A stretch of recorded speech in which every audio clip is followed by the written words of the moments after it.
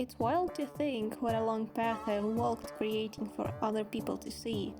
And if it wasn't for my friends and everyone who watched the first video here and supported it, I wouldn't be as confident returning to it.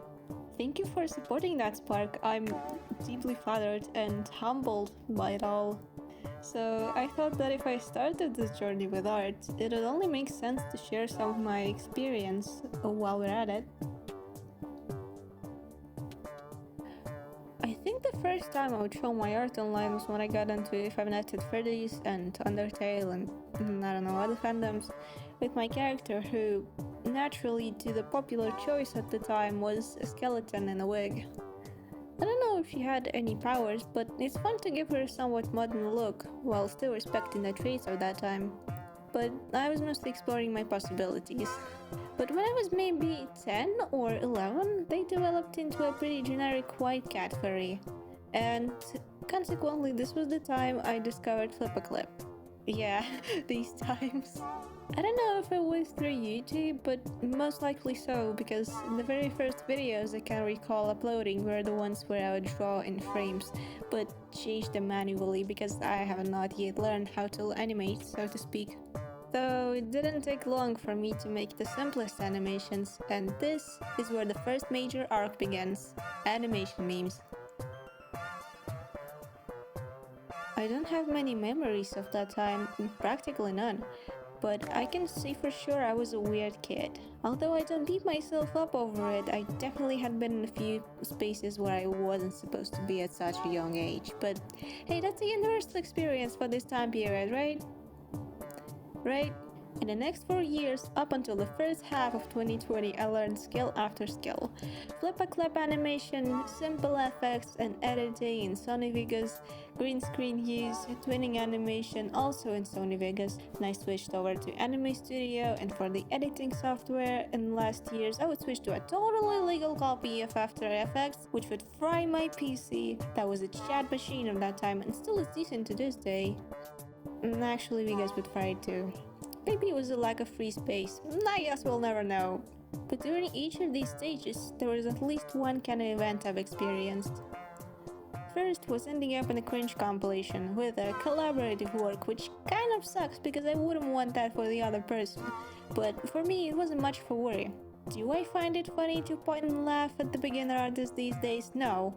Did I find it funny back then? Kind of. So if for some that would be a pretty jarring and potentially traumatizing experience, for the 11-year-old me it felt like getting traction one way or another. Like, you laugh at me but I watched the video anyway, so I win. God, this mentality is gonna save me in the long run. Then, back in the Sony Vegas twinning era, I ended up in compilations 2 times even, but not of a ridiculous manner, but just to show a bunch of animation memes of the same kind. And people seem to enjoy what I make. I feel like this was the first time I started realizing I've gained actual recognition, but I didn't know what that meant for me.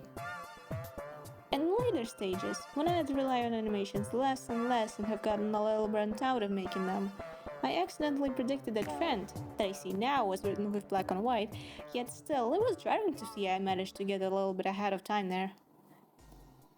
But it wasn't all that I did. Of course, for that I had to master my drawing skills too, so I kept groups in VK for that. I had to revisit one recently, and I uncovered many memories, and also a bit of cringe towards my past works, but that means 2 things. 1, I've learned enough to see my mistakes, and 2, enough progress has been made for me to develop far enough to actually fix them. I don't blame the little me for drawing the way they did, of course not. In fact, they've had just enough to trigger that point of active progress. If you're not familiar with how VK artist community operated back in 2010s, there was a group that would post art of whoever one of the followers deemed bad at art just to make fun of them. Some especially wanted to target the creators themselves by tagging their personal profile and socials too, but although that was the case with me, thankfully little me found it out through a kind person reaching out to me to warn me about it. I don't think I commented anything on that post to argue, but I did find a post from myself with a message basically saying, I'm gonna keep making stuff, and I'll develop my skills, but if any of you gonna come to make fun of me for it, have fun getting banned. I'm really proud of little me for not allowing themselves to get pushed away from this path by others. They already knew it was their place they had the full right to take, and then advance and grow. And boy, did they grow! Sometimes through art trades, sometimes through commissions, sometimes with friends, but mostly alone. It was a world I could escape to, a shield against the things that I would face, and means of saying I'm alive, even when I don't feel like I am, because I create, and I see the great visions of my future works, because I'll keep dreaming no matter what. I'm not sure when it was the time when I joined Instagram and Twitter, but from there the world became somewhat of a blur. Because it was the pandemic, and although things in school were bad enough for me to feel relieved by the lockdown, it got pretty lonely quickly, so I spent most of my days online. I chose to do illustration work only because animation along with it felt like a chore and like the genre outlived itself. But with how dependent I was on the online world, I began to crave attention from strangers, and many of my efforts went into making things I thought people liked before I asked myself if I liked it. If that somehow resonated with you, and if you're like me, let me tell you one thing. If you chase traction and attention above your enjoyment of creating, you will most likely burn yourself out drawing. For it to be a hobby, you have to have fun with what you're doing, even a little bit if you're feeling low. Chasing internet fame becomes a job where you either don't get paid or pay an emotional fee that costs more than the pay. That continued until March of 2022. At least that's the date of my last post on Instagram. Twitter would follow soon after, maybe in half a year, but in the middle of that, a series of events that I feel like aren't appropriate to get into detail about here happened that would have me miserable, afraid of the future, scared to engage with my interest, and almost entirely alone.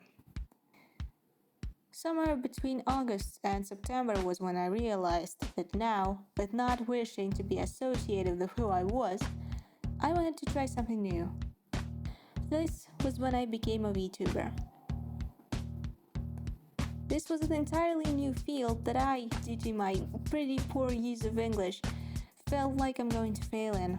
But it seems like the first few streams where no one would shut up at all helped me build confidence in entertaining myself. It paid off. I was complimented for my ability to rely only on myself and the activity, not expecting chat to do all the work, although they were definitely helpful when there were people. And soon enough, I'd start having a bunch of regulars, to whom I'm still grateful for the hours they spent with me. It was nice seeing them show up, and I hope they're doing alright. Maybe if I run into them these days, which I can because I feel like I'm paying attention to this being my new place of residence to my Twitch, I'd like to speak to them. At least I wouldn't be ashamed. By that time, I learned to curate my online presence.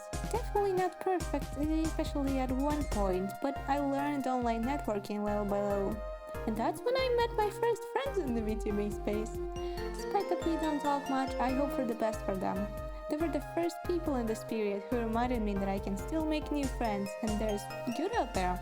And through VTubing, I got in touch with the person I consider one of my closest friends these days. I can't imagine myself making it here without them. Eventually, I stopped posting art, and socials turned into VTubing media only. And as time passed, that would be much less frequent too. Instead of sticking to a set schedule that was a bit too much for me considering I was juggling high school and final exam preparations with that, I would do things when I wanted it. I got some kind of anchor in my life, and although no solid ground was in sight, that was enough to keep me at least alright. And by the time I entered my last year of school, I disappeared from public spaces entirely. Why? Final exams gave me little to no time for myself, let alone to stream for others. So occasionally I'd feel guilty and dedicate at least some time to it. When I entered university, which was quite a story on its own, if you want I can tell how that went along with my experience with it for the last year and a half. I had an attempt to keep up a Tumblr account because at that time it seems to be the safest option, but it kept fucking me over because I had to use VPN for other things and I'd forget to turn it on while I was going in there. I swear I have like 3 or 4 accounts in there. All of them are shadow banned. That's ridiculous. And another few months of radio silence until personal websites resurfaced. You might have seen it, but I managed to make my first website/personal portfolio on NeoCities. And although it's held together by rubber bands and paper clips, I plan on returning to it to give it a fresher look. I don't have much to say about this experience other than I was led on to the mystery of how people make masterpieces out of incomprehensible strings of symbols, because I had to rush this bastard due to my own unconsideration. I think by the time I was nearing finish, I'd spent most of my day just working on it, once I managed to do 2 pages in one day. So, in order to not set up myself for sleepless nights polishing it, I decided to go with the make it exist, you'll make it pretty later route. And boy did I make it exist. It's pretty cute for a total rookie, isn't it? You probably figured it out judging by the launch date, but I made it for the Flash Drive premiere, and that became my reintroduction to online spaces again. I'm here now. Bye! You're witnessing a new era. Maybe. Looking back to all of this, I wonder how I managed to keep up with making things despite how my life has been here and there. But you know what I said before, that's what makes me feel alive, so that's the answer.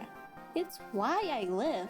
I may have trouble with it, I may be unsatisfied with what I make, but it's as much of an important part of me as my own eyes. Without art, I wouldn't enjoy this world to the fullest. I hope that was at least entertaining, because right now I'm so tired I could go for a nap.